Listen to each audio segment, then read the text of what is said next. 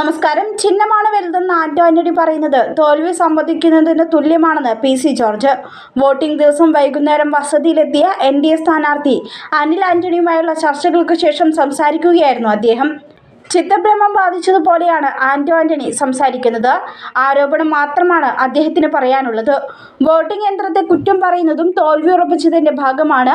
അനിൽ ആന്റണി വിജയിച്ചിരിക്കുന്നുവെന്ന് ഉറപ്പിക്കാം. 5 സീറ്റിൽ ബി.ജെ.പി. വിജയിക്കും. 20 മണ്ഡലത്തിലും 1 ലക്ഷത്തിൽ കൂടുതൽ വോട്ട് ലഭിക്കും. 70% എൽ.ഡി.എഫിന്റെയും ബാക്കി യു.ഡി.എഫിന്റേതുമാണ്. വലിയ മുന്നേറ്റമാണ് ബി.ജെ.പിക്ക് കേരളത്തിലുണ്ടാവുക. 2029 ബി.ജെ.പി. ഒറ്റയ്ക്ക് കേരളം ഭരിക്കുമെന്നും പി.സി. ജോർജ് പറഞ്ഞു. ദേശീയ തെരഞ്ഞെടുപ്പിൽ 500-ലധികം മണ്ഡലങ്ങളിൽ ഒരിടത്തുമില്ലാത്ത പരാതിയാണ് ആന്റോ ആന്റണിക്കെന്നാണ് പത്തനംതിട്ട മണ്ഡലം എൻ.ഡി.എ സ്ഥാനാർത്ഥി അനിൽ കെ ആന്റണി പറഞ്ഞത്. ചിഹ്നം വലുതാണെന്ന പരാതി ആദ്യമായാണ് കേൾക്കുന്നത്. അദ്ദേഹം പരാജയം സമ്മതിച്ചു കഴിഞ്ഞു.